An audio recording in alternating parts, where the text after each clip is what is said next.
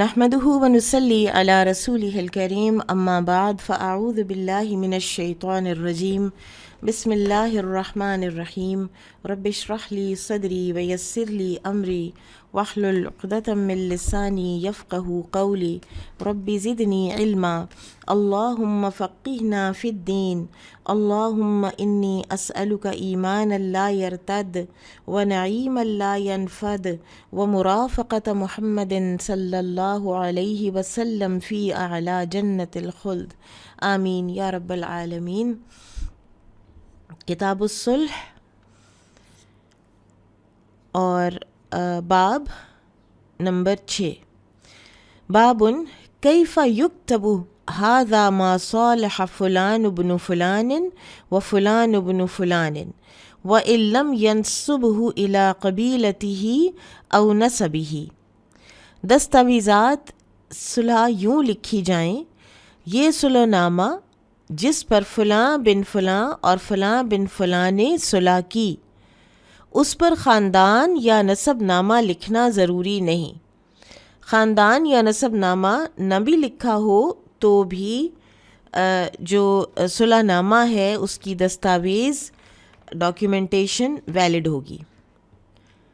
قال حدثنا محمد بن بشار قال حدثنا غندر قال حدثنا شعبة عن أبي إسحاق قال سمعت البراء بن عازب رضی اللہ عنہما قال، براء بن عازب رضی اللہ عنہما سے روایت ہے، وہ کہتے ہیں لما صالح رسول اللہ صلی اللہ علیہ وسلم اہل الحدیبیۃ، جب صلح کی رسول اللہ صلی اللہ علیہ وسلم نے اہل حدیبیہ سے، کتب علی بن ابی طالب رضوان اللہ علیہ بینہم کتابا، تو علی بن ابی طالب رضی اللہ عنہ نے ان کے درمیان صلح نامہ تحریر کیا۔ فکتبہ، تو انہوں نے لکھا محمد الرسول اللہ، محمد الرسول اللہ۔ فقال المشرکون، تو مشرکین نے کہا لا تکتب محمد الرسول اللہ، مت لکھو محمد الرسول اللہ، لو کنت رسولا، اگر آپ رسول ہوتے لم نقاتل کا، تو ہم قتال نہ کرتے آپ کے ساتھ، یعنی ہمارا تو جھگڑا ہی اس بات پر ہے، تو یہ ڈاکیومنٹ میں ایسے کیسے آ سکتا ہے؟ ڈاکیومنٹ میں آ جائے گا تو پھر تو یہی دنیا سمجھے گی کہ ہم نے مان لیا آپ کو اللہ کا رسول۔ فقال علی علی جن، تو آپ صلی اللہ علیہ وسلم نے علی رضی اللہ عنہ سے کہا امحوہ، اس کو مٹا دو۔ قال علی جن، تو علی نے کہا رضی اللہ عنہ ما انا بالذی امحاہ، میں وہ نہیں جو اس کو مٹا دے، یعنی میں اس کو نہیں مٹانے لگا۔ فمحاہ رسول اللہ صلی اللہ علیہ وسلم، تو آپ صلی اللہ علیہ وسلم نے خود اس کو مٹا دیا۔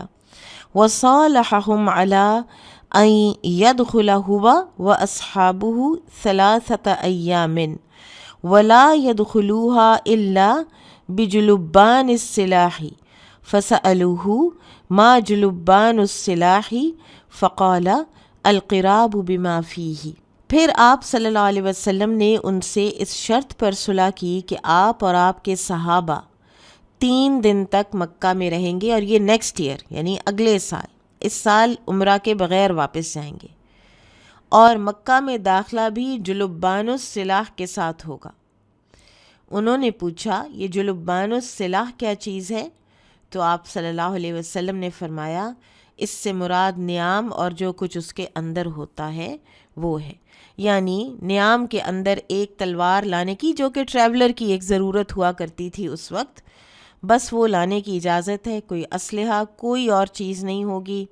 آپ آئیں گے، آپ صرف 3 دن مکہ میں رہیں گے، آپ عمرہ کریں اور آپ واپس تشریف لے جائیں گے۔ آپ کو یاد ہوگا سب کو کہ صلح حدیبیہ میں ایک سب سے پہلی کلوز یہی تھی، اور اس میں جب انہوں نے محمد الرسول اللہ یعنی آپ صلی اللہ علیہ وسلم کا یہ ایک بہت بڑا ٹائٹل تھا اور مین ٹائٹل تھا، وہ انہوں نے نہیں مانا، تو آپ صلی اللہ علیہ وسلم نے مٹوا دیا، اور محمد بن عبداللہ کے معاہدہ جو ہے وہ سہیل بن عمرو کے ساتھ طے پایا۔ قال حدثنا عبید اللہ بن موسیٰ عن اسرائیل عن ابی اسحاق عن البراء رضی اللہ عنہ قال اعتمر النبی صلی اللہ علیہ وسلم فی ذی القعدۃ فابا اہل مکۃ ان یدعوہ یدخل مکۃ۔ براء بن عازب رضی اللہ عنہ ہی سے روایت ہے، وہ کہتے ہیں کہ نبی صلی اللہ علیہ وسلم نے ذوالقعدہ میں عمرہ کرنے کا ارادہ کیا تو اہل مکہ نے آپ کو مکہ میں داخل ہونے سے روک دیا۔ حتی قاضاہم علی ان یقیم بہا ثلاثۃ ایام، یہاں تک کہ ان لوگوں نے آپ سے اس شرط پر صلح کی کہ آپ آئندہ سال صرف 3 دن مکہ میں قیام فرمائیں گے۔ فلما کتبوا الکتاب کتبوا، جب صلح نامہ لکھنے لگے تو انہوں نے لکھا ھذا ما قاضى علیہ محمد الرسول اللہ، یہ وہ دستاویز ہے جس پر محمد رسول اللہ صلی اللہ علیہ وسلم نے صلح کی ہے۔ فقالوا، تو انہوں نے کہا، یعنی کفار نے، لا نقر بہا، اس کا تو ہم اقرار نہیں کرتے، یعنی رسالت کا۔ فلو نعلم انک رسول اللہ ما منعناک، آپ ذرا ان کی اس وقت کی جرت دیکھیے، اللہ کی رحمت کی وسعت دیکھیے کہ ان لوگوں میں سے بھی کتنے لوگوں کو اللہ سبحانہ وتعالیٰ نے بعد میں مشرف با اسلام کیا اور ان کے ناموں کے ساتھ رضی اللہ عنہ لگا دیا، اور ایک ان میں سے یہی تھے سہیل بن عمرو، the very person جنہوں نے کہا تھا کہ رسول اللہ نہیں لکھا جائے گا۔ لیکن انت محمد بن عبد اللہ، لیکن آپ محمد بن عبداللہ ہیں۔ قال انا رسول اللہ وانا محمد بن عبد اللہ، اعلیٰ ظرفی رسول اللہ صلی اللہ علیہ وسلم کی۔ آپ صلی اللہ علیہ وسلم نے فرمایا میں رسول اللہ ہوں اور میں محمد بن عبداللہ بھی ہوں، لکھ دو محمد بن عبداللہ، اس سے میرے رسول اللہ ہونے پر کوئی فرق نہیں پڑے گا، میں رسول اللہ رہوں گا۔ ثم قال علی علی جن، پھر فرمایا علی رضی اللہ عنہ سے امحو رسول اللہ، مٹا دو رسول اللہ کا لفظ مٹا دو۔ قال لا واللہ لا امحو کا ابدا، انہوں نے کہا اللہ کی قسم میں تو اس کو کبھی بھی نہیں مٹاؤں گا۔ فاخذ رسول اللہ صلی اللہ علیہ وسلم الکتاب، تو رسول اللہ صلی اللہ علیہ وسلم نے وہ صلح نامہ لیا، فکتبا، اور لکھا۔ اس کا یہ مطلب نہیں ہے کہ رسول اللہ صلی اللہ علیہ وسلم نے لکھا، ٹھیک ہے، یہ کلیئر رہے، لکھوایا ہی ہے آپ نے۔ ھذا ما قاضى علیہ محمد بن عبد اللہ لا يدخل مکۃ سلاح الا فی القراب، یہ وہ دستاویز ہے جس کے مطابق محمد بن عبداللہ نے صلح کی ہے کہ وہ مکہ میں ہتھیار لے کر داخل نہیں ہوں گے۔ وَأَلَّا يَخْرُجَ مِنْ أَهْلِهَا بِأَحَدٍ إِنْ أَرَادَ أَنْ يَتَّبِعَهُ، مگر وہ اپنے نیام میں ہوں گے، اور اگر اہل مکہ میں سے کوئی بھی آپ کے ساتھ جانے کو تیار ہوگا، یعنی آپ کی اتباع کرنے کو تیار ہوگا، تو آپ اسے مکہ سے باہر نہیں لے جا سکیں گے۔ وَأَلَّا يَمْنَعَ أَحَدًا مِّنْ أَصْحَابِهِ أَرَادَ أَن يُقِيمَ بِهَا، اور اگر آپ کے ساتھیوں میں سے کوئی مکہ میں رہنا چاہے گا تو آپ اسے نہیں روکیں گے۔ بظاہر یہ کتنی ظالمانہ اور غیر منصفانہ شرط تھی، لیکن آپ سب جانتے ہیں کہ یہ مسلمانوں کے ہی حق میں ثابت ہوئی لیٹر آن۔ فلما دخلها ومدى الأجل أتوا عليا فقالوا قل لصاحبك اخرج عنا فقد مدى الأجل۔ اب یہ بات نیکسٹ ایئر کی ہو رہی ہے کہ نیکسٹ ایئر جب آپ صلی اللہ علیہ وسلم عمرۃ القضاء ادا کرنے کے لیے تشریف لائے تو 3 دن عمرہ ہو گیا، 3 دن کا سٹے مکہ میں ہو گیا، تو پھر یہ مشرکین علی رضی اللہ عنہ کے پاس آئے اور کہنے لگے اپنے ساتھی سے کہو کہ آپ ہمارے پاس سے چلے جائیں کیونکہ مدت معاہدہ گزر چکی ہے۔ فخرج النبی صلی اللہ علیہ وسلم، تو نبی صلی اللہ علیہ وسلم مکہ سے نکلنے لگے۔ فتبعتہم ابنۃ حمزہ، تو حمزہ رضی اللہ عنہ کی بیٹی ان کے پیچھے بھاگنے آ گئی، بھاگتی بھاگتی ان کے پیچھے آ گئی۔ یا امی یا امی، اے چچا اے چچا۔ نبی صلی اللہ علیہ وسلم دراصل تو ان کے چچا کے بیٹے تھے، حمزہ رضی اللہ عنہ نبی صلی اللہ علیہ وسلم کے چچا تھے۔ اس کی 2 وجوہات ہیں۔ عمارہ جو ہیں، ان کا نام عمارہ بتایا جاتا ہے، کہ انہوں نے کیوں نام نبی صلی اللہ علیہ وسلم کو چچا سے پکارا. ایک تو یہ کہ آپ حمزہ رضی اللہ عنہ کے دودھ شریک بھائی بھی ہیں. ایک ہی خاتون سویبہ کا دودھ حمزہ رضی اللہ عنہ نے بھی پیا ہے اور محمد صلی اللہ علیہ وسلم نے بھی.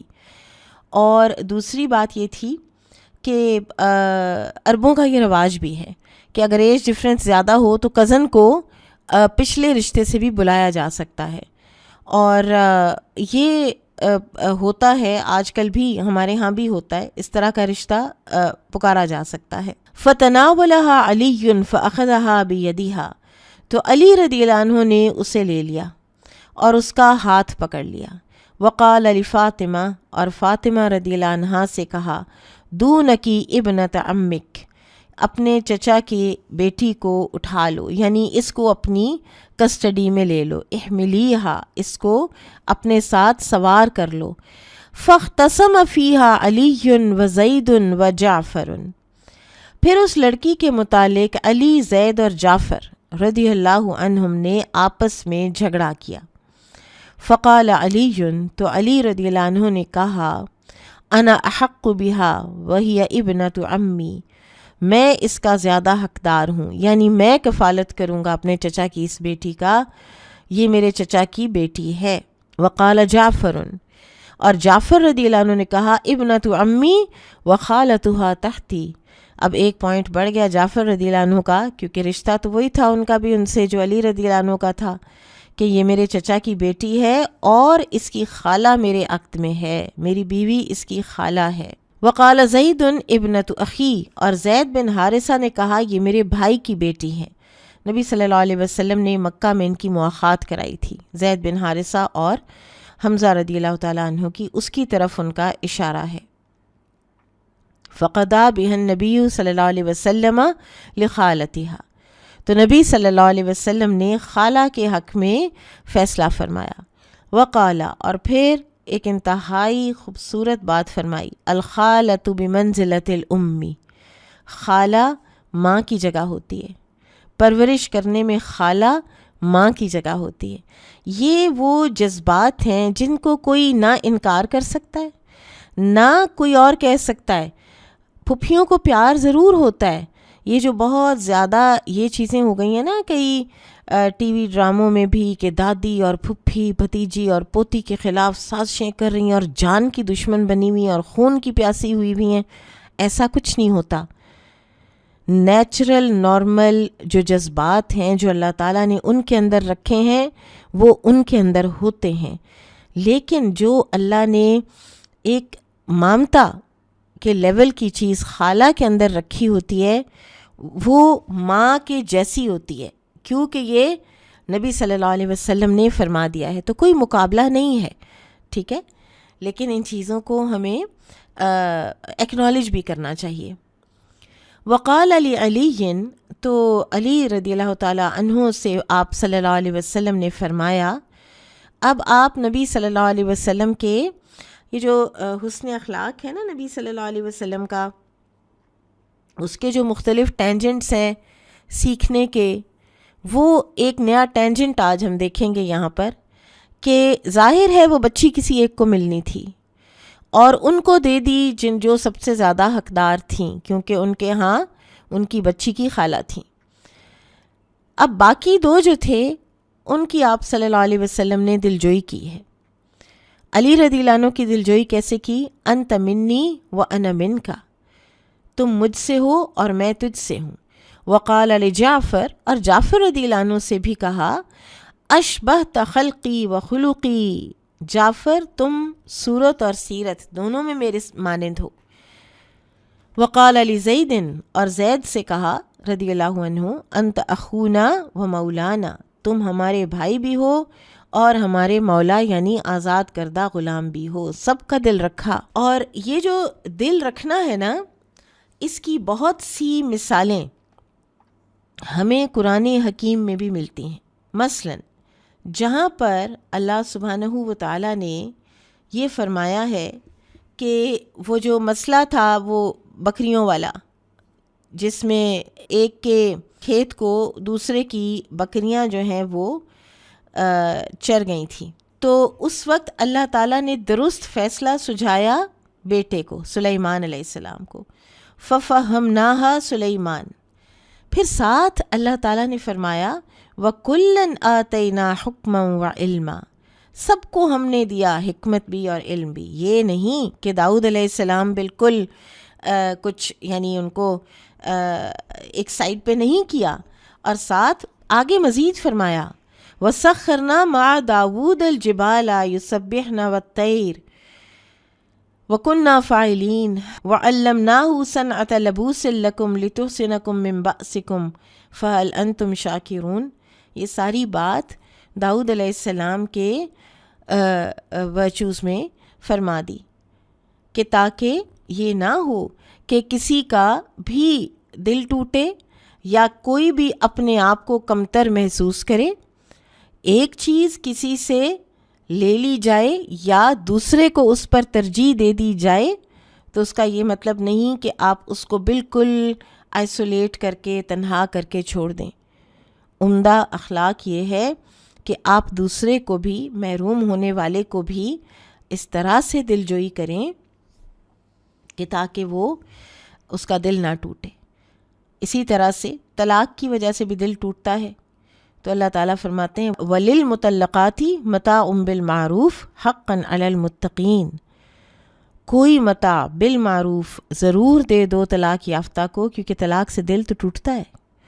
اور اگر رخصتی بھی نہیں ہوئی تھی، حق مہر بھی متعین نہیں ہوا تھا، پھر بھی وَمَتِّعُوهُنَّ عَلَى الْمُوسِعِ قَدَرُهُ وَعَلَى الْمُقْتِرِ قَدَرُهُ مَتَاعًا بِالْمَعْرُوفِ حَقًّا عَلَى الْمُحْسِنِينَ. یہ محسنین کا کام ہے کہ وہ تب بھی دیں گے جب دینا متعین ہوا ہی نہیں تھا اور لڑکی اپنے باپ کے گھر ہی تھی. حسن رضی اللہ تعالیٰ عنہ کے بارے میں آتا ہے کہ انہوں نے اپنی ایک بیوی کو طلاق بائن دے دی تھی، اور اس نے کہا تھا متاعً قلیلاً لحبیب المفارق.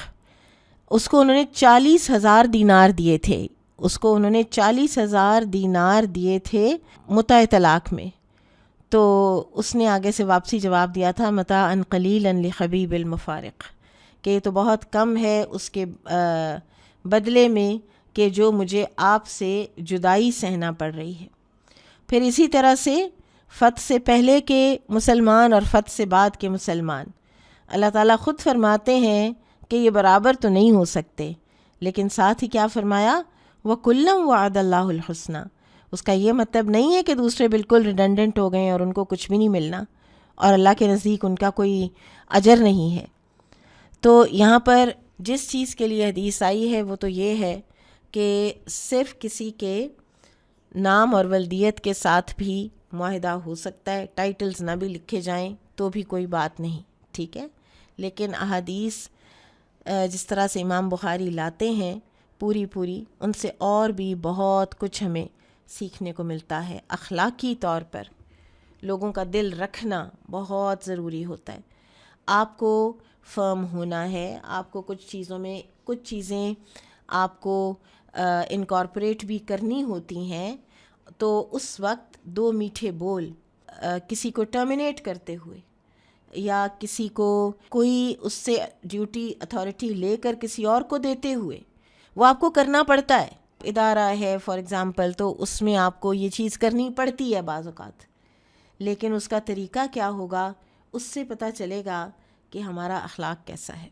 باب الصلح مع المشرکین، مشرکین کے ساتھ صلح کرنا. فیہ عن ابی سفیان وقال عوف بن مالک عن النبی صلی اللہ علیہ وسلم ثم تکون ہدنۃ بینکم وبین بنی الاصفر.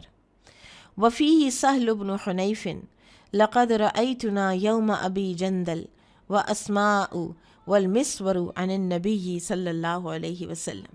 مشرکین کے ساتھ صلح کرنے کے متعلق ابو سفیان رضی اللہ عنہ سے مروی ایک حدیث ہے. عوف بن مالک رضی اللہ عنہ نبی صلی اللہ علیہ وسلم سے بیان کرتے ہیں پھر تمہاری رومیوں سے صلح ہو جائے گی. اس کے متعلق سہل بن حنیف سے روایت ہے کہ ہم نے وہ دن بھی دیکھا جب ابو جندل کو بیڑیاں پڑی ہوئی تھیں. نیز اسماء رضی اللہ عنہ اور مسور رضی اللہ عنہ کی بھی نبی صلی اللہ علیہ وسلم سے روایات ہیں. ابو سفیان سے شاہ روم ہرقل کا واقعہ بیان ہوا ہے اس میں ابو سفیان رضی اللہ عنہ نے کہا تھا کہ رسول اللہ صلی اللہ علیہ وسلم نے ان دنوں قریش سے صلح کر لی ہے۔ عوف بن مالک کی روایت امام بخاری نے اپنی سند کے ساتھ بیان کی ہے، جس میں رومیوں سے صلح کا بیان ہے۔ اسی طرح سہل بن حنیف کی روایت بھی صحیح بخاری کے اندر ہی ہے، اور اسماء رضی اللہ عنہ کی روایت کو بھی امام بخاری نے متصل سند سے بیان کیا ہے، جس میں ان کی والدہ کے مدینہ طیبہ آنے کا ذکر ہے کہ میں ان کے ساتھ کیسا سلوک کروں، تو آپ صلی اللہ علیہ وسلم نے ان کو والدہ کے ساتھ بہترین سلوک کرنے کا حکم دیا تھا۔ وقال موسى بن مسعود قال حدثنا سفيان بن سعيد عن أبي إسحاق عن البراء بن عازب رضي الله عنهما قال صالح النبي صلى الله عليه وسلم المشركين يوم الحديبية على 3 أشياء۔ براء بن عازب رضی اللہ عنہما سے روایت ہے، انہوں نے فرمایا کہ نبی صلی اللہ علیہ وسلم نے حدیبیہ کے موقع پر مشرکین کے ساتھ 3 چیزوں پر صلح کی تھی۔ ایک تو یہ علی ان من اتاہ من المشرکین ردہ الیہم، ایک تو یہ کہ جو مشرکین میں سے آپ کے پاس آئے گا آپ اسے ان کے پاس واپس لوٹا دیں گے۔ ومن اتاہم من المسلمین لم یردوہ، اور مسلمانوں میں سے کوئی کفار کی طرف آئے گا تو کفار اس کو نہیں لوٹائیں گے۔ وَعَلَىٰ أَن يَدْخُلَهَا مِن قَابِلٍ وَيُقِيمَ بِهَا 3 أَيَّامٍ، دوسرے یہ کہ آپ آئندہ سال مکہ آ سکیں گے اور 3 دن تک وہاں قیام کریں گے۔ وَلَا يَدْخُلَهَا إِلَّا بِجُلُبَّانِ السِّلَاحِ، اور یہ کہ تلوار اور تیر وغیرہ نیام اور ترکش میں ڈال کر ہی مکہ میں داخل ہوں گے، یعنی السیفی والقوسی ونحوہ۔ جلبان السلاح سے مراد کیا ہے؟ تیر، کمان وغیرہ۔ فجاء ابو جندل یحجل فی قیودہ فردہ الیہم، عین اس وقت ابو جندل رضی اللہ عنہ اور سہیل بن عمرو کے بیٹے تھے، وہ مسلمان ہو چکے ہوئے تھے، اپنی بیڑیوں سمیت چھوٹے چھوٹے قدم اٹھاتے ہوئے پہنچے کسی طرح سے باپ کی قید سے آزاد ہو کے، تو آپ صلی اللہ علیہ وسلم نے انہیں مشرکین کی طرف واپس کر دیا۔ قال ابو عبداللہ لم یذکر مؤمل عن سفیان ابا جندل وقال الا بجلب السلاح، مؤمل نے امام سفیان ثوری سے ابو جندل کا واقعہ ذکر نہیں کیا، البتہ انہوں نے جلبان السلاح کی بجائے جلب السلاح کے الفاظ ذکر کیے ہیں۔ اس میں سب سے زیادہ جو ایک دل شکن بات ہے وہ ابو جندل کی ہے، اور یہ پیچھے اگر آپ دیکھیں نا جہاں لکھا ہے باب الصلح مع المشرکین، اس میں ہے سہل بن حنیف فرماتے تھے لیٹر آن لقد رأیتنا یوم ابی جندل، تم دیکھتے ہمیں ابو جندل کے دن، وہ صلح حدیبیہ کے دن کو ابو جندل کا دن کہا کرتے تھے۔ ابو جندل والا واقعہ اتنا امپرنٹڈ تھا اور اتنا ان کے لیے اس وقت وہ تکلیف دہ تھا، ایک ان کی حالت اور ایک پھر ان کو واپس لوٹانا، اور ایک وہ ظلم جو وہ سہ رہے تھے کفار کے ہاتھوں، تو وہ لوگ کہا کرتے تھے یوم ابی جندل۔ سبحان اللہ، اللہ کے ہاں ان لوگوں کی کیا انعامات ہیں، اللہ تعالیٰ انشاءاللہ ہمیں بھی دکھا دے گا اور ہمیں انہیں اچھی جگہوں میں ان کے ساتھ اکٹھا کر دے، ان سے محبت کے باعث، ورنہ ان جیسی قربانیوں کے یقیناً ہم بالکل متحمل نہیں ہیں، ہمارا تو تھوڑی تھوڑی سی بات کے اوپر ایمان ڈول جاتا ہے۔ نبی صلی اللہ علیہ وسلم نے ان کو واپس کرتے ہوئے فرمایا تھا ابو جندل صبر سے کام لو، اللہ تعالیٰ تجھے نجات دلائے گا، چونکہ ہم نے صلح نامہ لکھ لیا ہے، اب ہم عہد شکنی نہیں کرنا چاہتے۔ قال حدثنا محمد بن رافع قال حدثنا سریج بن النعمانی قال حدثنا فلیح عن نافع عن ابن عمر رضی اللہ عنہما ان رسول اللہ صلی اللہ علیہ وسلم خرج معتمرا فحال کفار قریش بینہ وبین البیت۔ ابن عمر رضی اللہ عنہما سے روایت ہے کہ رسول اللہ صلی اللہ علیہ وسلم عمرہ کرنے کے لیے روانہ ہوئے تو کفار قریش آپ کے اور بیت اللہ کے درمیان حائل ہو گئے۔ فنحر ہدیہ وحلق رأسہ بالحدیبیہ، تو آپ صلی اللہ علیہ وسلم نے حدیبیہ کے مقام پر ہی اپنی قربانی کو ذبح کیا اور اپنا سر مبارک بھی منڈوا دیا۔ وقاداہم علی ان یعتمر العام المقبل ولا یحمل سلاحا علیہم الا سیوفا، اور اس بات پر ان سے صلح کر لی کہ آپ آئندہ سال عمرہ کریں گے اور ان پر ہتھیار اٹھا کر نہیں چلیں گے، البتہ تلواریں نیام میں لے کر آ سکیں گے، الا ما احبو، اور مکہ معظمہ میں جب تک کفار پسند کریں آپ قیام فرمائیں گے۔ فاعتمر من العام المقبل فدخلها كما كان صالحهم فلما اقام بها ثلاثا امروه ان يخرج فخرج، چنانچہ آپ نے آئندہ سال عمرہ کیا، حسب شرائط صلح مکہ مکرمہ میں داخل ہوئے۔ جب 3 دن مکہ میں ٹھہر چکے تو انہوں نے مکہ سے چلے جانے کو کہا، لہٰذا آپ مکہ مکرمہ سے روانہ ہو گئے۔ اپنی کمٹمنٹ کو آنر کرنا اور اپنے صلح نامے کو آنر کرنا، جیسا کہا ویسے ہی کر دینا اور اس کو وائلیٹ کرنے کی کوشش تک نہ کرنا، یہ بھی اعلیٰ اخلاق کی علامت ہے۔ نبی صلی اللہ علیہ وسلم نے جیسا ان لوگوں نے کہا تھا اور جو معاہدہ آپ نے ان سے کیا تھا اسی کے مطابق آپ نے 3 دن کا قیام فرمایا۔ ہاں البتہ یہ پتہ چلتا ہے کہ اس موقع پر آپ نے سیدہ میمونہ بنت حارث سے نکاح فرمایا ہے، اور اس وقت پھر آپ صلی اللہ علیہ وسلم نے ان سے کہا تھا کہ میں ولیمہ کرتا ہوں اور تم لوگ آؤ شامل ہو، کیونکہ بھائی بند تو ہو نا۔ تو بھی ان لوگوں نے اس وقت کہا تھا کہ ہمیں تمہاری اس فیسٹ کی کوئی ضرورت نہیں ہے، آپ جائیں یہاں سے۔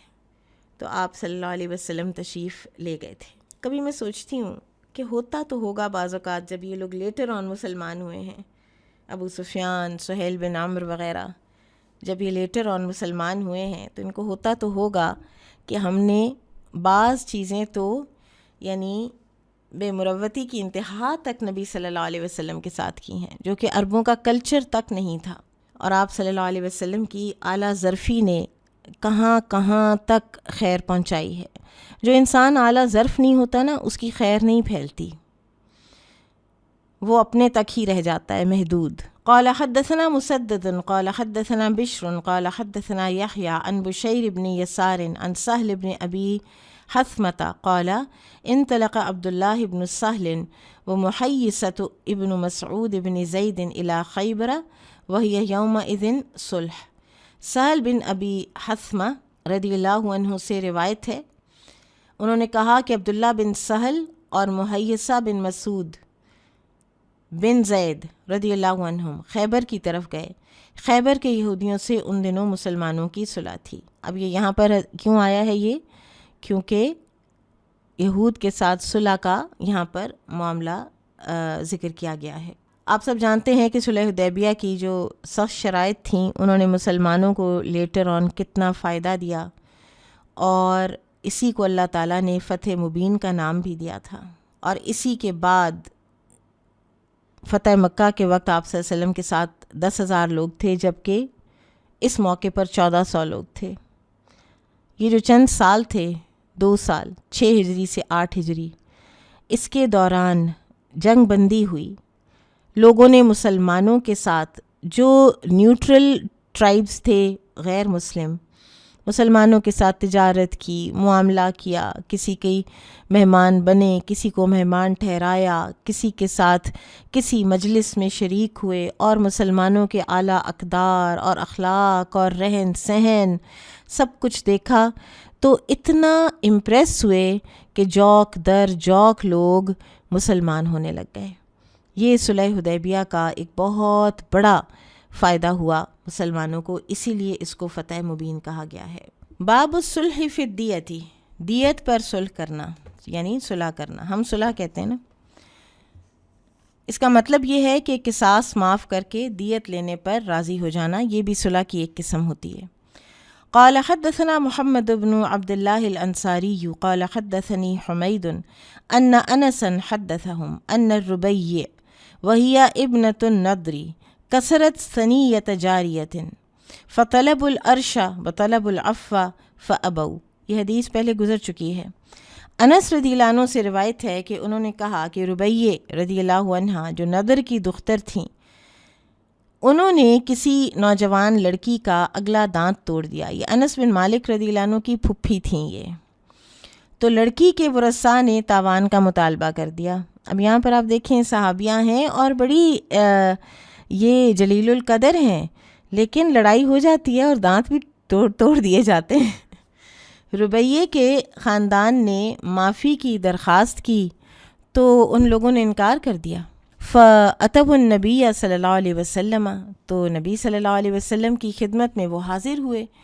اب جب وہ معاف نہیں کر رہے تھے تو پھر تو نبی صلی اللہ علیہ وسلم نے وہی حکم دینا تھا جو اللہ کا حکم ہے، فَأَمَرَهُمْ بِالْقِصَاصِ، تو آپ نے قصاص لینے کا حکم دیا، السن بالسن۔ فقال انس بن النضر، تو انس بن نضر جو انس بن مالک کے چچا ہیں، انہوں نے کہا، اور بڑے ہی کمال کے صحابی ہیں، یہ احد کے دن شہید ہوئے تھے، اتکسر ثنیۃ الربیع یا رسول اللہ، اللہ کے رسول کیا ربیہ کا دانت توڑ دیا جائے گا؟ اپنی بہن کی ان کو بڑی سخت تکلیف ہوئی۔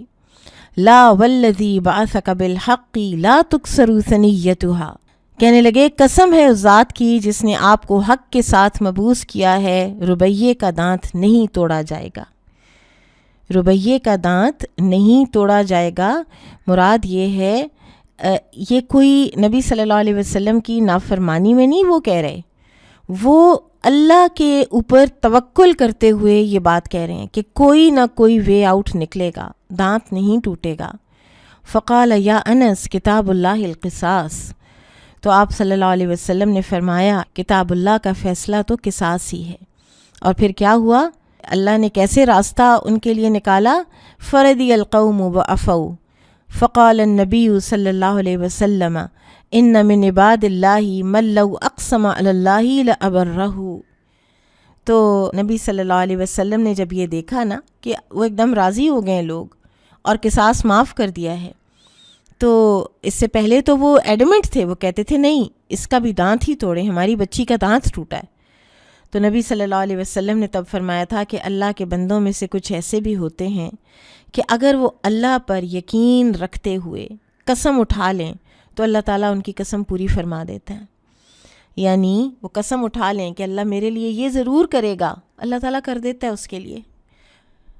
انا عند ظن عبدی بی، یہ جتنا آپ کا اللہ تعالیٰ کے اوپر توکل ہوگا، اور وہ اللہ کو ہی پتہ ہے کہ اس بندے کا کتنا ہے اور کتنا یہ پریٹینڈ کرتا ہے۔ جو کوئی مقتول کے ورثاء ہوتے ہیں یا کوئی جو مجروح یعنی جو زخمی ہے، اس کے لیے شریعت نے 3 آپشنز رکھے ہیں۔ نمبر 1 قصاص، قتل کے بدلے قتل، دانت کے بدلے دانت، یہ حاکم کے ذریعے ہوتا ہے۔ نمبر 2 دیت، یہ صلح کی ایک قسم ہے کہ ہمیں کچھ پیسے دے دو اور ہم معاف کر دیتے ہیں، یہ جائز ہے۔ نمبر 3 عفو، ویسے ہی معاف کر دینا، ہو گئی لڑائی، ہو گئی حادثاتی طور پہ ایک حادثہ ہو گیا، کسی کو زخم لگ گیا، دانت ٹوٹ گیا، ہم نے آپ کو کچھ نہیں کہنا، ہم نے آپ کو معاف کیا۔ یہ 3 آپشنز ہوتے ہیں، ٹھیک ہے۔ اس کے علاوہ ایک کے بدلے میں 2 قتل کرنا، دیت کے بعد پھر قتل کر دینا، قاتل کے علاوہ کسی اور کو قتل کرنا، یہ ساری چیزیں جو ہیں یہ قطعاً درست نہیں ہیں۔ زاد الفزاری عن حمید عن انس فردی القوم وقبل العرش، تو راوی حدیث فزاری نے انس رضی اللہ عنہ سے یہ الفاظ زائد نقل کیے ہیں کہ قوم راضی ہو گئی اور انہوں نے دیت قبول کر لی، دیت لے کے تو انہوں نے معاف کیا تھا۔ باب قول النبی صلی اللہ علیہ وسلم للحسن بن علی رضی اللہ عنہما ان ابنی ھذا سید وَلَعَلَّ اللَّهَ أَن يُصْلِحَ بِهِ بَيْنَ فِئَتَيْنِ عَظِيمَتَيْنِ وَقَوْلُهُ جَلَّ ذِكْرُهُ فَأَصْلِحُوا بَيْنَهُمَا۔ حسن بن علی رضی اللہ عنہما کے متعلق فرمان نبوی ہے کہ میرا یہ بیٹا سردار ہے، شاید اس کے ذریعے سے اللہ تعالیٰ 2 بڑے گروہوں کے درمیان صلح کرا دے، نیز اللہ تعالیٰ کے فرمان ان دونوں کے درمیان صلح کرا دو کی وضاحت۔ اس میں ہم یہ دیکھیں گے کہ اس کا مطلب ہے کہ سید یعنی لیڈر، اصل میں لیڈرشپ کوالٹی کیا ہے؟ صلح صفائی، چاہے کہیں سے سٹیپ بیک کرنا پڑے۔ پھر ایک اور بات پتہ چل رہی ہے یہاں پر کہ لیڈرشپ کوالٹیز والے کو لیڈرشپ کی خواہش کوئی نہیں ہوتی، کہ ضرور میں ہی لیڈر بنوں، چاہے دنیا ادھر کی ادھر ہو جائے، مجھے نہیں ہٹنا یہاں سے۔ تو لیڈرشپ کوالٹیز میں ایک بڑی لیڈرشپ کوالٹی یہ ہے کہ آپ کو لیڈرشپ کی خواہش نہ ہو، ملے تو آپ اس کے حقوق ادا کریں، نہ ملے تو آپ پریشان نہ ہو جائیں کہ میرا تو اب کوئی کچھ رائے ہی نہیں ہے، میں تو کسی عہدے پر ہی نہیں ہوں۔ آپ کو پتہ ہے نا کہ یہ بھی کہا جاتا ہے کہ جس کے لیے عہدہ امپورٹنٹ ہو تو اس کو عہدہ دینا ہی نہیں چاہیے۔ قال حدثنا عبد الله بن محمد قال حدثنا سفيان عن أبي موسى قال سمعت الحسن يقول استقبل والله الحسن بن علي معاوية بكتائب أمثال الجبال۔ ابو موسیٰ اسرائیل بن موسیٰ سے روایت ہے، انہوں نے کہا میں نے حسن بصری سے سنا، وہ فرماتے تھے اللہ کی قسم حسن بن علی رضی اللہ عنہما معاویہ رضی اللہ عنہ کے مقابلے میں پہاڑوں جیسا لشکر لے کر آ گئے۔ فقال عمرو بن العاص، تو عمرو بن العاص رضی اللہ عنہ نے کہا انی لأراک تائبا حتی تقتل اقرانها۔ عمرو بن العاص نے کہا رضی اللہ عنہ نے، میں ایسے لشکروں کو دیکھ رہا ہوں جو اس وقت تک واپس نہیں جائیں گے جب تک کہ وہ اپنے مخالفین کو قتل نہ کر دیں۔ فقال له معاویہ، تو معاویہ نے کہا ان سے وکان واللہ خیر الرجلین، اور معاویہ واللہ دونوں آدمیوں میں سے بہتر تھے، یعنی عمرو بن العاص اور معاویہ میں سے معاویہ واز دا بیٹر ون۔ اے عمر ان قتل ہؤلائی ہؤلائی وہؤلائی ہؤلائی من لی بامور الناس۔ انہوں نے کہا کہ اے عمر اگر انہوں نے ان کو اور انہوں نے ان کو قتل کر دیا، یعنی آپس میں دونوں فریقوں نے، تو لوگوں کے امور کی نگرانی کون کرے گا؟ من لی بنسائہم، ان کی عورتوں کی کفالت کون کرے گا؟ من لی بدیعتہم، ان کے بچوں اور بوڑھوں کی حفاظت کون کرے گا؟ فبعث الیہ رجلین من قریش من بنی عبد شمس عبد الرحمن ابن سمرہ و عبد اللہ ابن عامر ابن قریظ۔ پھر سیدنا معاویہ رضی اللہ عنہ نے قریش کے قبیلہ عبد شمس سے 2 آدمی عبد الرحمن بن سمرہ اور عبداللہ بن عامر بن قریظ بھیجے۔ فقال اذهبا الى هذا الرجل، اور ان سے کہا کہ اس آدمی کے پاس یعنی حسن رضی اللہ عنہ کے پاس جاؤ۔ فاعرضا علیہ وقولا له واطلبا الیہ، اور صلح کی پیشکش کرو اور بات چیت کے ذریعے سے صلح پر آمادگی کے لیے قائل کرو۔ فاتیاہ فدخلا علیہ فتکلما وقال له وطلبا الیہ، چنانچہ وہ دونوں حسن رضی اللہ عنہ کے پاس گئے، ان سے گفتگو کی اور صلح کی پیشکش ان کے سامنے رکھی۔ فقال لهم الحسن بن علی، تو حسن بن علی رضی اللہ عنہما نے ان سے کہا انا بنو عبد المطلب قد اصبنا من هذا المال وان هذه الامة قد عاثت في دمائها قال فانه يعرض عليك كذا وكذا۔ تو حسن بن علی رضی اللہ عنہما نے ان سے فرمایا ہم عبد المطلب کی اولاد ہیں اور ہمیں خلافت کی وجہ سے روپیہ پیسہ خرچ کرنے کی عادت پڑ گئی ہے، اور یہ لوگ جو ہمارے ساتھ ہیں انہیں بھی خون خرابہ کرنے کی لت پڑ چکی ہے، یعنی یہ اگر صلح کرنی ہے تو کسی طرح کی ان کو کوئی مانیٹری کمپنسیشن ان کو دینی ہوگی، ورنہ یہ واپس نہیں جائیں گے۔ وہ دونوں کہنے لگے معاویہ آپ کو اتنا پیسہ دینے پر راضی ہیں اور آپ سے صلح چاہتے ہیں۔ وَيَطْلُبُ إِلَيْكَ وَيَسْأَلُكَ قَالَ فَمَن لِّي بِهَذَا قَالَ نَحْنُ لَكَ بِهِ فَمَا سَأَلَهُمَا شَيْئًا إِلَّا قَالَ نَحْنُ لَكَ بِهِ فَصَالَحَهُ۔ تو انہوں نے یعنی معاویہ نے فیصلہ آپ کی ثوابدید پر چھوڑا ہے اور آپ سے اس کا حل دریافت کیا ہے۔ تو حسن رضی اللہ عنہ نے کہا اس کی ذمہ داری کون لے گا، یعنی ضامن کون ہوگا؟ تو انہوں نے عرض کی کہ ہم ذمہ داری قبول کرتے ہیں کہ صلح ہو جائے گی۔ اس کے بعد حسن رضی اللہ عنہ نے جس چیز کا مطالبہ کیا وہ دونوں یہی کہتے رہے کہ ہم اس کے ذمہ دار ہیں۔ چنانچہ حسن رضی اللہ عنہ نے معاویہ رضی اللہ عنہ سے صلح کر لی۔ فقال الحسن، حسن البصری فرماتے ہیں وَلَقَدْ سَمِعْتُ أَبَا بَكْرَةَ يَقُولُ رَأَيْتُ رَسُولَ اللَّهِ صلی اللہ علیہ وسلم علی المنبر والحسن بن علی علی جنبه وهو يقبل على الناس مرة وعليه أخرى ويقول إن ابني هذا سيد وَلَعَلَّ اللَّهَ أَن يُصْلِحَ بِهِ بَيْنَ فِئَتَيْنِ عَظِیمَتَیْنِ مِنَ الْمُسْلِمِینَ۔ حسن بصری فرماتے ہیں میں نے ابو بکرہ رضی اللہ عنہ سے سنا، وہ فرماتے ہیں میں نے رسول اللہ صلی اللہ علیہ وسلم کو ممبر پر دیکھا جبکہ حسن بن علی رضی اللہ عنہما آپ کے پہلو میں بیٹھے تھے۔ آپ کبھی تو لوگوں کی طرف دیکھتے اور کبھی حسن کی طرف متوجہ ہو جاتے اور فرماتے میرا یہ بیٹا سید ہے، اور امید ہے کہ اللہ اس کے ذریعے سے مسلمانوں کی دو عظیم جماعتوں کے درمیان صلح کرائے گا۔ سبحان اللہ، اپنے آپ کو پیچھے ہٹا کر صلح جوئی کا معاملہ کیے رکھنا، یہ ہے لیڈرشپ۔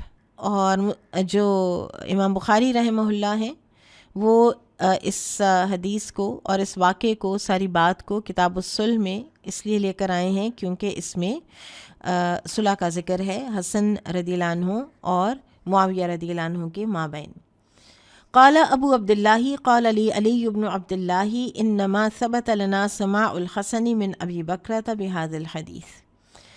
امام بخاری فرماتے ہیں میرے استاد علی بن مدینی نے فرمایا اس حدیث کی بدولت ہمارے نزدیک ابو بکرہ رضی اللہ عنہ سے حسن بصری کا سماع ثابت ہے۔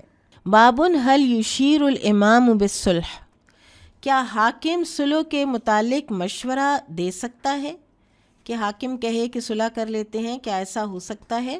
قال حدثنا اسماعیل بن ابی اویس قال حدثنی اخی عن سلیمان عن یحیی بن سعید عن ابی الرجال محمد بن عبد الرحمن ان امه عمرة بنت عبد الرحمن قالت سمعت عائشة رضی اللہ عنہا تقول، عائشہ رضی اللہ عنہ سے روایت ہے، وہ کہتی ہیں، اور عائشہ رضی اللہ عنہ کی یہ شاگردہ ہیں عمرہ بنت عبد الرحمن، بڑی یہ ہونہار شاگردہ تھیں سیدہ عائشہ رضی اللہ عنہ کی، یہ روایت کر رہی ہیں کہ عائشہ رضی اللہ عنہ فرماتی ہیں سمع رسول اللہ صلی اللہ علیہ وسلم صوت خصوم بالباب عالیۃ اصواتہم۔ عائشہ رضی اللہ عنہ کہتی ہیں کہ رسول اللہ صلی اللہ علیہ وسلم نے دروازے پر دو جھگڑنے والوں کی آوازیں سنیں جو بلند ہو رہی تھی۔ وَإِذَا أَحَدُهُمَا يَسْتَوْدِعُ الْآخَرَ وَيَسْتَرْفِقُهُ فِي شَيْءٍ وَهُوَ يَقُولُ وَاللَّهِ لَا أَفْعَلُ۔ اب واقعہ یہ تھا کہ ان میں سے ایک دوسرے سے قرض میں کمی کرنے اور تقاضے میں کچھ نرمی برتنے کے لیے کہہ رہا تھا، جبکہ دوسرا کہتا تھا کہ اللہ کی قسم میں ایسا نہیں کروں گا۔ وَهُوَ يَقُولُ وَاللَّهِ لَا أَفْعَلُ، میں نرمی نہیں کروں گا، نہ میں قرض میں کمی کروں گا، میرا دو واپس دو، ابھی دو، اسی وقت دو اور پورا دو۔ فخرج علیہما رسول اللہ صلی اللہ علیہ وسلم فقال، چنانچہ رسول اللہ صلی اللہ علیہ وسلم ان کے پاس تشریف لے گئے اور فرمایا این المتعلی علی اللہ لا یفعل المعروف، کہاں ہے وہ جو اللہ پر قسم کھا رہا ہے کہ وہ کوئی نیکی کا کام نہیں کرے گا؟ فقال، تو وہ جو صاحب حق تھے نا، انہوں نے کہا، ان کو فوراً سمجھ آ گئی کہ مجھے کہا جا رہا ہے کیونکہ میں کہہ رہا ہوں نا کہ میں قرض میں کمی نہیں کروں گا اور مہلت بھی نہیں دوں گا۔ انا یا رسول اللہ، میں یا رسول اللہ۔ فَلَهُ أَيُّ ذَلِكَ أَحَبَّ، اور ساتھ ہی فرما دیا اب میرا بھائی جو چاہتا ہے مجھے وہی پسند ہے، جو یہ کہے گا وہی کر لیتے ہیں۔ ان کو فوراً سمجھ آ گئی۔ سبحان اللہ، کیا وہ دل ہوتے ہیں نرم اور زرخیز کہ جن کو اتنی سی بات پہ سمجھ آ جاتی ہے کہ اب مجھے کیا کرنا چاہیے، میں غلط کر رہا تھا اور مجھے صحیح ہو جانا چاہیے۔ اور بعض لوگ ہوتے ہیں آپ ان کو نصیحت کر کر کے دیوار سے ٹکریں مار مار کے اپنا سر توڑ لیتے ہیں، لیکن ان کو فرق نہیں پڑتا۔ ہم سب کو اپنے اپنے دل کی زمین کے بنجر اور زرخیز ہونے کی فکر ہونی چاہیے۔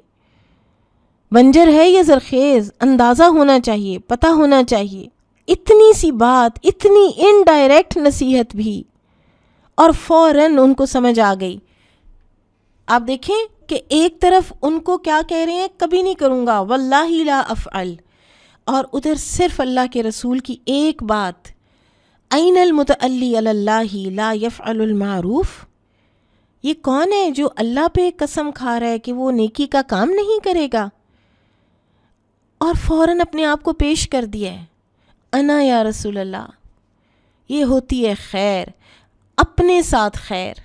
ہم دنیا کی سب سے بڑا ظلم اور زیادتی اپنے آپ کے ساتھ کرتے ہیں جب ہم اپنی آپ کو پیش نہیں کرتے۔ فلہو ای ذالک احب، اب جو یہ کہے گا وہی ہوگا۔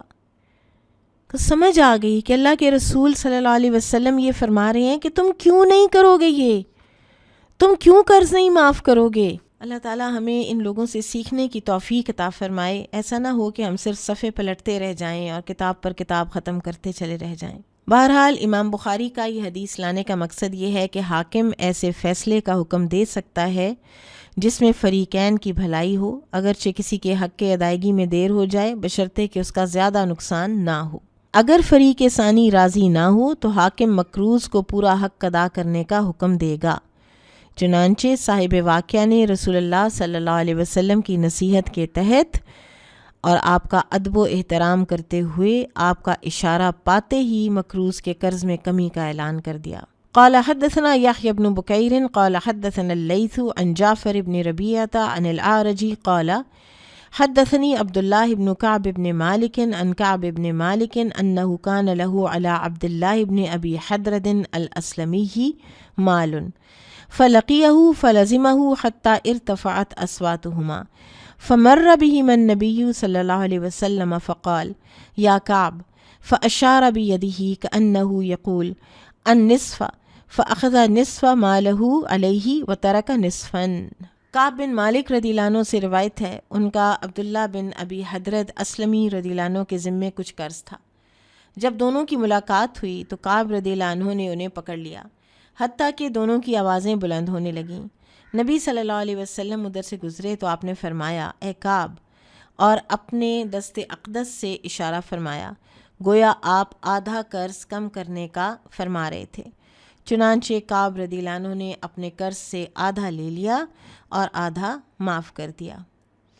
اب یہ دو رولز ہوتے ہیں، ایک ہوتا ہے رول مصلح، صلح کرا دینے والا، ٹھیک ہے، اور صلح کرانے والا کیا کرتا ہے؟ وہی جو جیسے نبی صلی اللہ علیہ وسلم نے کروایا، اب وہ نہیں دے سک رہا، آدھا لے لو آدھا چھوڑ دو، ٹھیک ہے، یہ مصلح ہوتا ہے۔ دوسرا ہوتا ہے قاضی۔ مصلح اور قاضی میں فرق ہوتا ہے۔ مصلح اصلاح کی خاطر نرمی کا مشورہ دیتا ہے، صلح کے لیے کچھ حقوق کا لین دین ہو جائے۔ جب معاملہ قاضی کی عدالت میں پہنچتا ہے تو قاضی عدل کرتا ہے۔ مصلح کہے گا کچھ چھوڑ دو، قاضی کہے گا قرض ادا کرو۔ اسی طرح وراثت کے معاملات، بعض میرٹل معاملات وغیرہ میں مصلح کا کردار قاضی کے کردار سے فرق ہوتا ہے۔ آپ لوگوں کو پتہ نہیں یہ ایکسپیرینس ہوا ہے یا نہیں، میرے سامنے 3-4 ایسے ہمارے اپنے فیملی کے بھی کیسز تھے یا ایکسٹینڈڈ فیملی کے کیسز تھے کہ جس میں یہ بات آئی کہ وہ لوگ چلے گئے کورٹس میں ایک دوسرے کے اگینسٹ، تو ان کو ججز نے کہا کہ آپ لوگ آپس میں خونی رشتہ دار ہیں، تو آپ لوگ آؤٹ آف کورٹ آپس میں کوئی سیٹلمنٹ کر لیجئے، اور تاکہ آپ لوگوں کی آپس میں اس طرح کی لڑائیاں نہ ہوں کہ سال ہا سال ایک تو آپ ایک دوسرے کو عدالتوں میں گھسیٹیں، اور پھر ظاہر ہے کہ ان چیزوں سے قطع رحمی بھی ہوتی ہے۔ تو اسی طرح ایک وراثت کا بڑا ہی پیچیدہ کوئی معاملہ تھا کسی کا، اور اس میں پھر جامعہ اشرفیہ یہ لوگ گئے تھے، اور انہوں نے بھی ان سے یہی کہا تھا کہ آپ لوگ بہرحال، کوئی کسی کی سانس لگی ہے، کوئی کسی کا کچھ لگا ہے، کوئی کسی کا کچھ ہے، یہاں پہ سب آ کے تو رشتہ دار آپ لوگ ہمارے سامنے بیٹھیں۔ تو انہوں نے ان کو بہت بڑے اچھے اور بھلے طریقے سے انہوں نے ان کو صلح رحمی کی احادیث سنائی، اور انہوں نے ان کو بہت اچھے طریقے سے ان کو ہینڈل کیا، ڈیل کیا، اور ان سے کہا کہ گو کہ قانون الہی جو ہے وہ عدالت سے آپ کو بالکل اسی طرح مل سکتا ہے جیسا کہ آپ چاہتے ہیں۔ کہیں نہ کہیں کسی نہ کسی جگہ پر وہ کوئی اس طرح کا کیس تھا کہ گھر میں اللہ معاف کرے مرد کوئی باقی نہیں رہ گیا تھا نسل در نسل میں، اور پراپرٹی تھی تو وہ کہاں سے کہاں نیکسٹ میل ریلیٹو تک پہنچی پڑی تھی، یہاں تک کہ وہ ایک خاتون جن کا رہائشی مکان تھا اس کا بھی ایک ٹکڑا جو ہے وہ کسی اور کے نام لگ رہا تھا۔ تو ایسا وہ کیس تھا، تو انہوں نے کہا تھا کہ آپس میں باہر بیٹھ کر والصلح خیر کے تحت اپنا معاملہ طے کیجیے، اس طرح ایک انچ کے اوپر نہیں آپ ایک دوسرے کو عدالتوں میں گھسیٹ سکتے، یا گھسیٹنا چاہیے ایٹ لیسٹ۔ تو قاضی اور مصلح فرق ہوتا ہے۔ بابو فضل الاصلاحی بین الناسی والعدل بینہم، لوگوں میں صلح کرانے اور ان کے درمیان انصاف کرنے کی فضیلت۔ قال حدثنا اسحاق بن منصور قال اخبرنا عبد الرزاق قال اخبرنا معمر عن همام عن ابی ہریرہ رضی اللہ عنہ قال قال رسول اللہ صلی اللہ علیہ وسلم کل سلامہ من الناس علیہ صدقہ کل یوم تطلع فیہ الشمس یعدل بین الناس صدقہ۔ ابو ہریرہ رضی اللہ عنہ سے روایت ہے، انہوں نے کہا رسول اللہ صلی اللہ علیہ وسلم نے فرمایا، ہر دن جس میں سورج طلوع ہوتا ہے لوگوں کے تمام جوڑوں پر صدقہ ہے، اور لوگوں کے درمیان انصاف کرنا بھی صدقہ ہے۔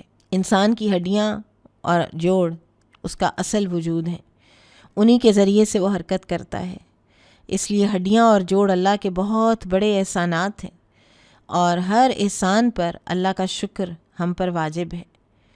اور اللہ تعالیٰ نے یہ تخفیف فرمائی ہے کہ لوگوں کے درمیان صلح کرا دینے اور عدل و انصاف کرنے سے بھی ان کا صدقہ ادا ہوتا ہے۔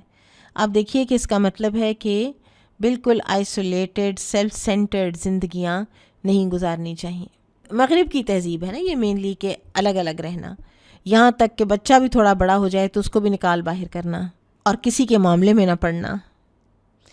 باب اذا اشار الامام بالصلح فابا حکم علیہ بالحکم البین، جب حاکم صلح کرنے کا مشورہ دے اور کوئی فریق اسے تسلیم نہ کرے، صلح میں ہو تھوڑی سی لینینسی اور ایک فریق حالانکہ اسی کے لیے لینینسی کی جا رہی تھی اسے پتہ ہی نہیں چلا، پھر حاکم اپنا واضح فیصلہ کرے، پھر وہ قاضی بن کے فیصلہ کرے، مسئلے سے قاضی بن جائے۔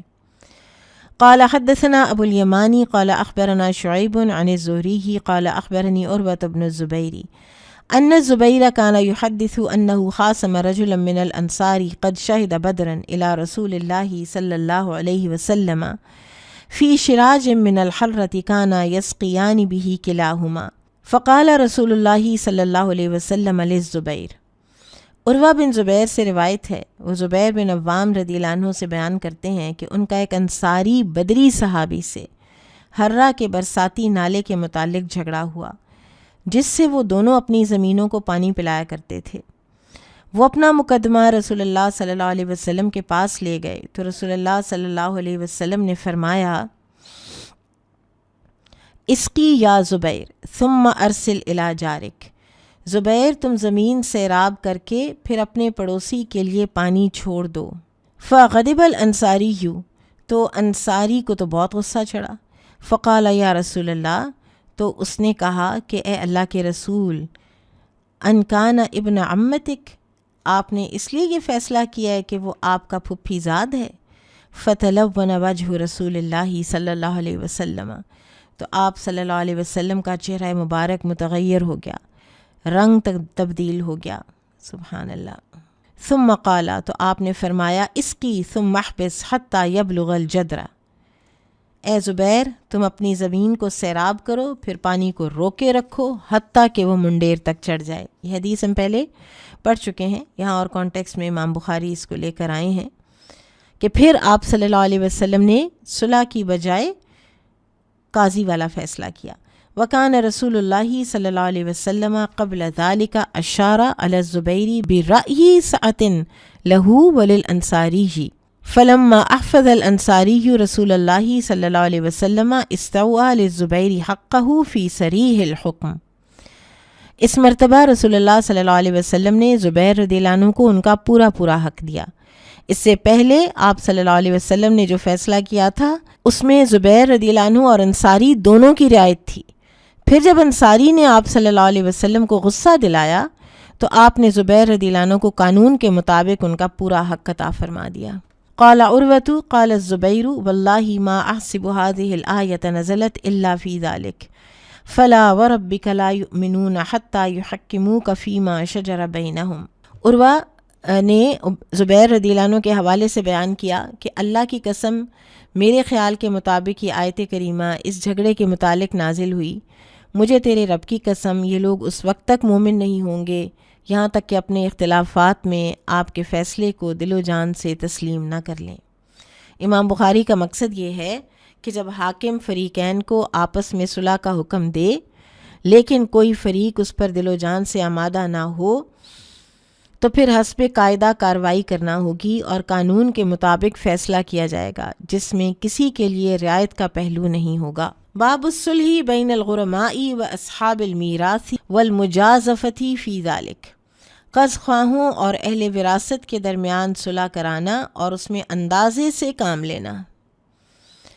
وقال ابن عباس لا بأس ان يتخارج الشریکان فیأخذ هذا دینا وهذا عینا فإن تبی لأحدهما لم يرجع على صاحبه۔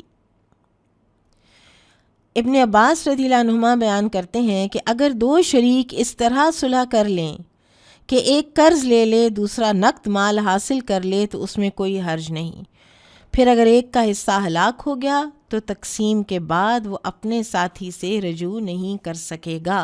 قال حدثني محمد بن بشار قال حدثنا عبد الوهاب قال حدثنا عبید اللہ عن وهب بن کیسان عن جابر بن عبد اللہ رضی اللہ عنہما قال توفی ابی وعلیہ دین۔ جابر رضی اللہ عنہما سے روایت ہے، فرماتے ہیں کہ میرے والد وفات پا گئے، شہید ہوئے تھے احد میں اور ان کے اوپر قرض تھا۔ فعرضت علی غرمائہ ان یأخذ التمر بها علیہ فابوا، تو میں نے قرض خواہوں کے سامنے تجویز پیش کی کہ وہ اس قرض کے عوض میری باغ کی تمام کھجوریں قبول کر لیں، تو انہوں نے انکار کر دیا۔ ولم یروا ان فیہ وفاء، کیونکہ وہ سمجھتے تھے کہ ان کھجوروں سے ان کا قرض پورا نہیں ہوگا۔ فأتیت النبی صلی اللہ علیہ وسلم فذکرت ذلک لہ، تو میں نبی صلی اللہ علیہ وسلم کے پاس آیا اور میں نے یہ بات آپ صلی اللہ علیہ وسلم کو بتائی۔ فقال، تو آپ صلی اللہ علیہ وسلم نے فرمایا اذا جددتہ فودعتہ فی المربد آذنت رسول اللہ صلی اللہ علیہ وسلم، جب تم کھجوریں توڑ کر ان کے لیے مخصوص جگہ میں رکھو تو مجھے یعنی رسول اللہ صلی اللہ علیہ وسلم کو اطلاع کرو۔ فجاء ومعہ ابو بکر وعمر فجلس علیہ ودعا بالبرکہ، تو میں نے آپ صلی اللہ علیہ وسلم کے فرمان کے مطابق ہی کیا، جب انہیں توڑ کر کھلیان میں رکھا تو آپ کو اطلاع کی۔